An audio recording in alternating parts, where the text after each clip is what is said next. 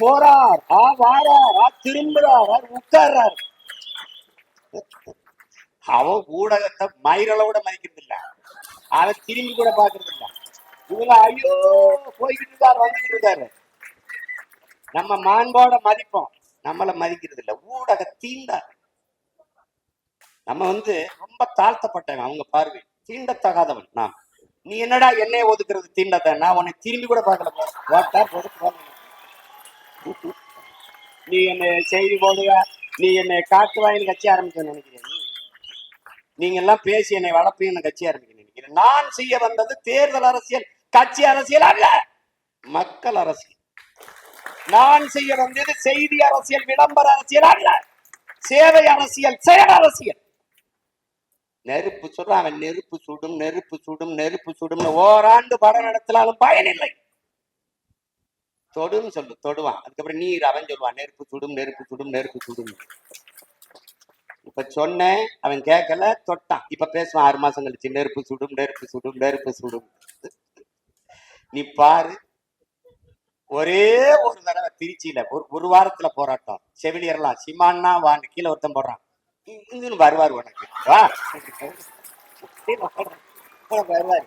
அண்ணே அண்ணே, இவங்க கண்ணீரை பார்த்து நீ போய் நின்றாத, தயவு செய்து பேசாம நிம்மதியா வீட்டுல இருக்கு. ஐ எம் வெரி சாரி, நான் வரல, நான் கோச்சு. என்னங்கடா உங்க பிரச்சனை? வாடா. ஒரு அதை சொல்றாரு அவர், அகாத சொல்றாரு, கற்பத்தே சீனால ஒரு முதலாளி என்கிட்ட 3000 ஆடு இருக்கு, மேய்க்க வரவனுக்கு 1 லட்சம் சம்பளம்ட்டான். பல ஆயிரக்கணக்கான பேர் போய் நிக்கிறான், படிச்சவன் போறான். இல்ல தந்தி டிவின்னு ஒண்ணு இருக்குல்ல, முந்திக்கிட்டு செய்தி சொல்ற ஒரு டிவி, உண்மையும் நேர்மையும் தவிர எதையும் சொல்லாது. அப்படி ஒரு தொலைக்காட்சி. அந்த தொலைக்காட்சி தேநீர் நேரம் டீ டைம் அப்படின்னு வச்சிருக்கு. அதுல பேசுது, சீனாவிலே ஆடு மேய்க்கவருக்கு 1 லட்சம். சீனா சொன்னா ரசிக்கு, அதே சீமான் சொன்னா சீக்கு. இவங்களுக்கு நோய்டா, இவங்களுக்கு நோய். பிரதமர் எந்த ஊருக்கு போனாலும் தற்சார்பு பொருளாதாரம், தற்சார்பு பொருளாதாரம், தற்சார்பு பொருளாதாரம், மூவ் ஃபார்வர்டு ஆர்கானிக் ஃபார்மிங். இத்தனை ஊடகம் இருக்குடா இந்தியா முழுக்க, ஒருத்த மூவ் ஃபார்வர்டு ஆர்கானிக் ஃபார்மிங் ஒருத்தடுத்து விவாதிச்சுட்டானா? இல்ல இல்ல, அங்க போறான், இங்க போறான், ஆரம்பிட்டார், குச்சியை ஒண்டிட்டார், கட்சி ஆரம்பிச்சுட்டார், இந்த நின்ட்டார், அந்த ஒரு கூட்டம்டாது. ஏன் அதை பேச? பிரதமர் எதுக்கு இங்க தற்சார்பு இருக்கிறப்பல இந்த ஆர்கானிக் ஃபார்மிங் போகணும். அம்பானி இயற்கை எரிகாற்றுக்கு போறேன். ஏன் இயற்கை எரிகாற்றுக்கு போறேன்? இயற்கை எரிகாற்று எங்கிருந்து எடுப்பார்? கேளு, ஒரு விவாதத்துல கேளு கேளு. ஏன்னா இங்க எரிகாற்றுக்கு கச்சா பொருள், மூலப்பொருள் பிரச்சனை இருக்கு, வார் வருது. இப்ப தற்சார்புக்கு வரணும். அம்பானி சொல்றாப்ல, சொல்றாருல, நான் இயற்கை எரிகாற்றுக்கு போறேன். அதை நாங்க தமிழ்ல உயிர் வழிங்கிறோம், நீங்க பயா பேசுங்கிறீங்க, நாங்க உயிர் வழிங்கிறோம். இயற்கை எரிகாற்று எங்க இருந்து எடுப்பா? எங்க இருந்து எடுப்பா? என் மாட்டு சாணி தாண்டா நக்கல், என் மாட்டு சாணி தான். அத நான் சொன்னா வலிக்குது, நான் சொன்னா வலிக்குது. சரி, இந்திய அரசு கழுத வழக்கு 50 லட்சம் மானியம் கொடுக்குது, அதை ஒரு தடவை போடு. உனக்கு நோயிடா. என்னை எப்படா என்னை காலி பண்ண? மயிருங்கிறது கெட்ட வார்த்தைன்னு கற்பிச்ச வர, அப்பவே மயிர் உன்னை கொட்டுனா போடுதுன்னு என்ன மயத்துக்கு விற்க மாட்டா, போய் நடுற 3 லட்சம் 4 லட்சம் சொல்லிட்டு உயிரை கொடுத்த சாமிக்கு இதை வளர்த்து சடசடையா சிறைக்கிறிய. அப்ப மயிர் அளவுக்கு தான் அவரை மதிக்கிறியா? அவனுக்கு காணிக்கையா மடியும் மயிரை கொடுக்குறீங்கன்னா அது புனிதமானதா கெட்டதா? எங்கடா கற்பிச்ச நீ? எனக்கு என்னடா கற்பிச்ச? மயிறு கெட்டது, அப்ப மயிரை வெட்டி அழகுபடுத்துகிறான் தாழ்த்தப்பட்டவன் நீ கற்பிச்ச. நீ உன்னைய தொலைக்காம போக மாட்டேன். கால் செருப்பு இல்லாம நடக்க முடியல, தச்சு தரவன் இழிந்தவன். நீ இப்படி நோயாக்கினாடா. அடிப்பொருள் படிப்பொருள் விடு. ஆடு மாடு வளமைக்க தலாய்க்கு, பன்னி மேய்க்க தலாய்க்கு, கழுத மேய்க்க தலாய்க்கு, படப்பைத்தியக்கார. என் தம்பி லியோடா மரபு வழி வீடு கட்டுறான்டா, காரைக்குடியில எங்க வீட்டு செட்டிநாடு வீடு மாதிரி. என் தம்பி லியோ தருமபுரியில ஒருத்தர் வீடு கட்டுறான்டா, படையாச்சிடா, 2 கோடிக்கு கட்டுறான்டா வீடு. இந்த வீடு அப்படி பங்களா மாதிரி கட்டுறான்டா, மரபு வழி மாறாம. ஒரு சாந்து, ஒரு சொட்டு சாந்து இல்லடா. செங்கல் சுண்ணாம்பு வச்சு கட்டுறான்டா. குளிரூட்டி தேவையில்ல, மின் விஷயத்தை விட குழு குழுன்னு இருக்குண்டா. கட்டுறான்டா என் தம்பி, என் சொந்த தம்பி கட்டுறான்டா. என் கட்சியில் இருக்க புள்ள அவன் சொல்றான், வீடை பார்த்து, தம்பி நீ எத்தனை கோடி வேணா 2 கோடி கிலோமீட்டர் எத்தனை கோடி வேணாலும் செலவழிப்போம், நீ பண்ணு. ஐயா என்னையா வருமானம், நான் பண்ண வச்சிருக்கேன்யா, பண்ண வச்சிருக்கேன். ஏய் நான் சத்தியம் பேசுறேன்டா எங்க அப்பா மேலானையா, உண்மை சொல்றேன். அவர் அலைபேச்சில் இருக்கு என்ன இந்த தஞ்சாவூர் தான் பேட்டாப்பா சொல்லுவான், கட்டிக்கிட்டு இருக்கான் தர்மபுரியில. பண்ணி வைக்கிறேன் 10 குட்டி வாங்கிவிட்டையா, 6 கோடி வருமையாது, எனக்கு 6 கோடிக்கு பண்ணி இருக்கு. தேசத்தின் குரல் என்று அண்ணன் பாலசிங்கம் அவர்களை அறிவித்தார்கள். அவர் இருந்தார் தேசத்தின் இசைக்குரல் என்று நம்முடைய அப்பாவை தலைவர் அறிவித்திருப்பார்கள். அவருடைய பிள்ளைகள் பெருமிதத்தோடு நம் அப்பாவை தேசத்தின் இசைக்குரல் என்று நாம் அழைப்போம். விடுதலை குயில் என்றும் வீர முரசு என்றும் நம் அப்பாவை அழைப்போம். எத்தனை பெருமைகளுக்கும் சொந்தக்காரர் நம் அப்பா.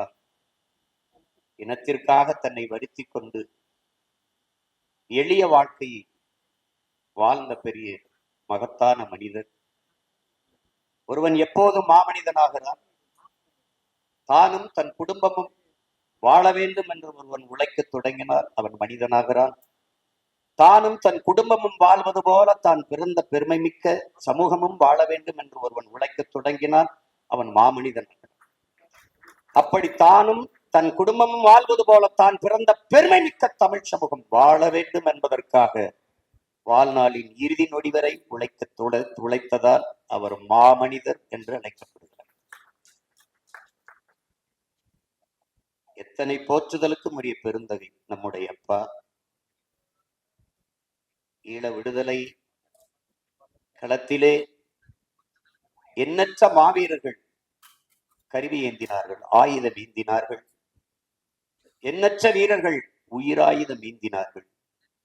எண்ணற்ற வீரர்கள் அறிவாயுதம் ஏந்தினார்கள். நம் அப்பா குரலாயுதம் ஏந்தினார் என்பதை தமிழ் சமூகம் மறக்கக்கூடாது. நாம் வீழ்ந்துவிட்ட ஒரு தேசியனத்தின் பிள்ளைகளாக இருப்பதால் இந்த விழா ஒரு சின்ன அரங்கில் நடக்கிறது.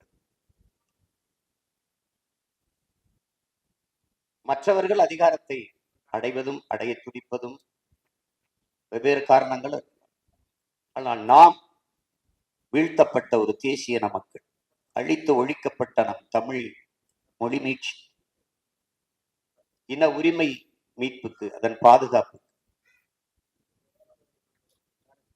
இனத்திற்கென்று ஒரு அதிகாரம் கட்டமைக்கப்பட்டால் தான் நிலம் வளம், காடு மலை, கனிம வளம் எல்லாம் பாதுகாக்கப்படும். அதெல்லாம் கண் முன்னாடி பறிவை கொண்டிருக்கிறதை நாம் பார்க்கிறோம். தமிழ் என்றோ, தமிழர் என்றோ, தமிழ் இனம் என்றோ, தமிழர் நிலம் என்றோ, தமிழர் வரலாறு என்றோ, தமிழர் இலக்கியம் என்றோ, தமிழரின் தொன்மம் என்றோ, வழிபாடு என்றோ, தமிழர் அடையாளங்கள் என்றோ பேசுவதற்கு எவரும் இல்லை. பேசாதவர்களுக்கு ஆட்சியும் அதிகாரம். இந்த நிலையில் புதிதொன்றும் இல்லை நமக்கு. இது முயன்று முடியாது போனது முன்னவர்கள் நமக்கு பாடமாக நிற்கிறார்கள்.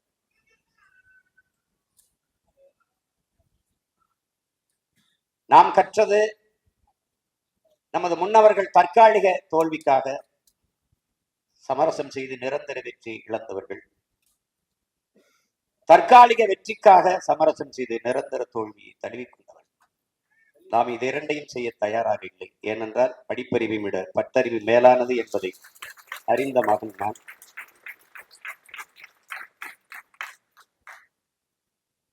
நிறைய தோற்றிருக்கிறோம். குறிப்பாக என் பிள்ளைகள், குறிப்பாக நாம் தமிழர் கட்சி பிள்ளைகள். ஆனால் உலக வரலாற்றில் இவ்வளவு தோல்விகளை சந்தித்த ஒரு அரசியல் இயக்கம் இருக்காது, இனி எதுவும் இருக்க போறதும் இல்லை, இருந்ததும். ஆனால் அந்த இயக்கம் கலைந்து போய்விடும், காணாமல் போய்விடும், சிதைந்து போய்விடும். ஒற்றை தோல்விக்கே ஓடி நொறுங்கி போனது கட்சி, பல கட்சிகள். இத்தனை முறை தோற்றும் சற்றும் தளராத அப்படியே அதே உறுதியோடு ஒரு கட்சி இருக்கிறது.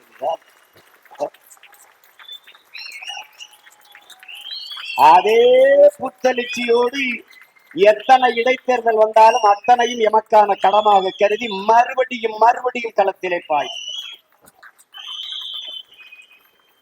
ஏனென்றால் இது எலி வேட்டையாடுகிற பூனை அல்ல, இது பகையை வீழ்த்த வந்த புலி என்பதை தமிழ் பேரின மக்கள் புரிந்து